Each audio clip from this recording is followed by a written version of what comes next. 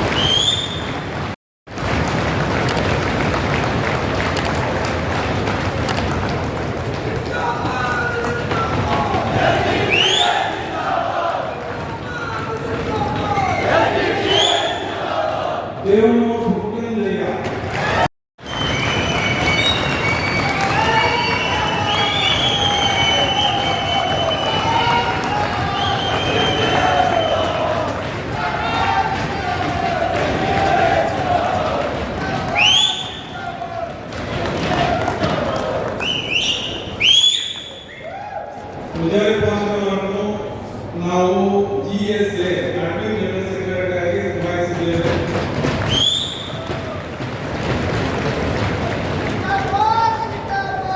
GSO ಆಗಿ GSO Abdul ಮಜೀದ್ ದುಂಬೆ.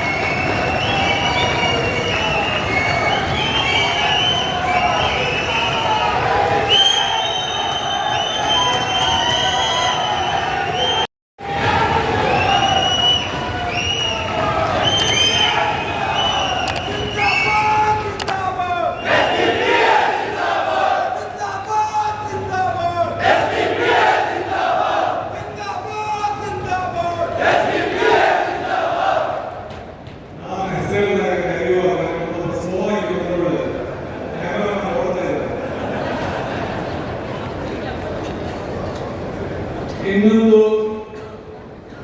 ಪ್ರಧಾನ ಕಾರ್ಯದರ್ಶಿಯಾಗಿ ಭಾಸ್ಕರ್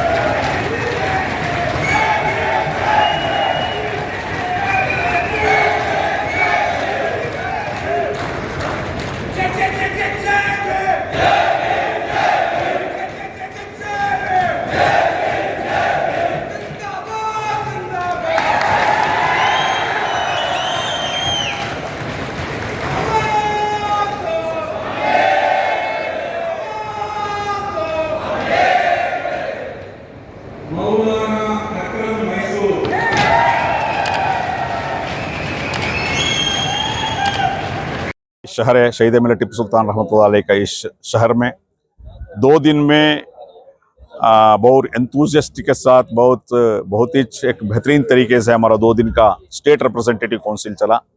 तो उसमें जो नया लीडरशिप को आने वाले 3 साल को जो नया लीडरशिप को इलेक्ट करना था तो वो प्रोसीजर कंप्लीट हुआ है। 27 लोगों का स्टेट वर्किंग कमेटी 24-27 के लिए चुना गया है। इसमें जो ऑफिस बेरर का भी इलेक्शन हुआ है। मुझे और एक बार एसटीपी कर्नाटका का स्टेट प्रेसिडेंट होकर इलेक्ट किया गया है। मैं तमाम लोगों को, हमारे national leaders, state leaders, district leaders, तमाम लोगों को मैं शुक्रगुजार हूं। देखिए, एसडीपी में एक लीडरशिप बोले तो बहुत बड़ी जिम्मेदारी है, क्योंकि दूसरे पॉलिटिकल पार्टी के जैसे नहीं है। ये पार्टी में लीडरशिप का एहतसाब होता है। लीडरशिप क्या किया क्या नहीं किया एक एहतसाब होता है, क्वेश्चन होता है, क्योंकि हर कैडर को, हर लीडर को राइट्स है क्या किया। और एक क्या है, एक कलेक्टिव लीडरशिप है।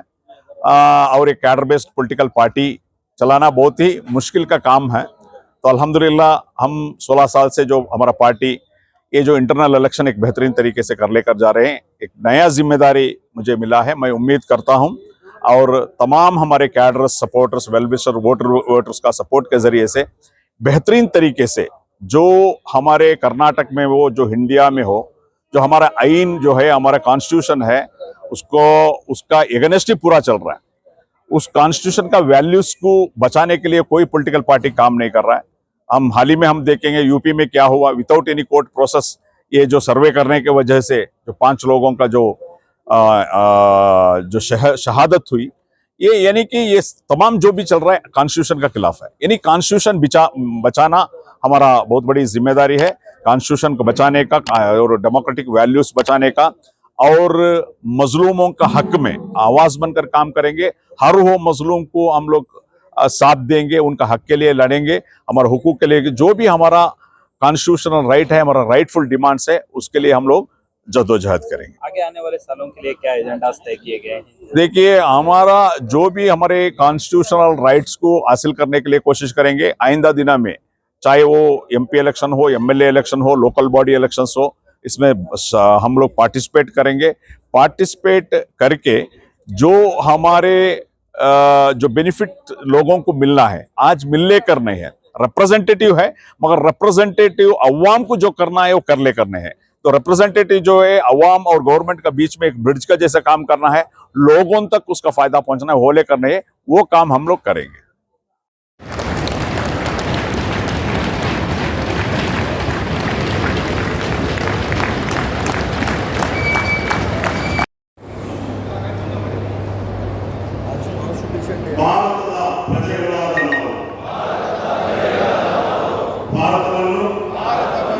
ಸಾರ್ವಭೌಮ ಸಮಾಜವಾದಿ ಜಾತ್ಯತೀತ ಪ್ರಜಾಸತ್ತಾತ್ಮಕ ಗಣರಾಜ್ಯವನ್ನಾಗಿ ರೂಪಿಸುವುದಕ್ಕಾಗಿ ಭಾರತದ ಎಲ್ಲಾ ಪ್ರಜೆಗಳಿಗೆ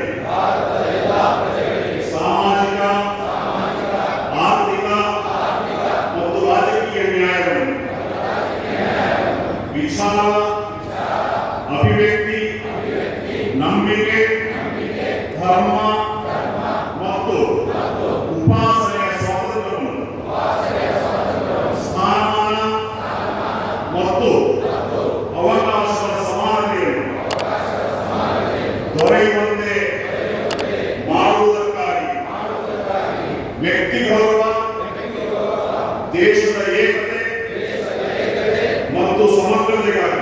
ಸಮಗ್ರತೆಗಾಗಿ ಎಲ್ಲರಲ್ಲಿ ಭ್ರಾತೃತ್ವ ಭಾವನೆಯನ್ನು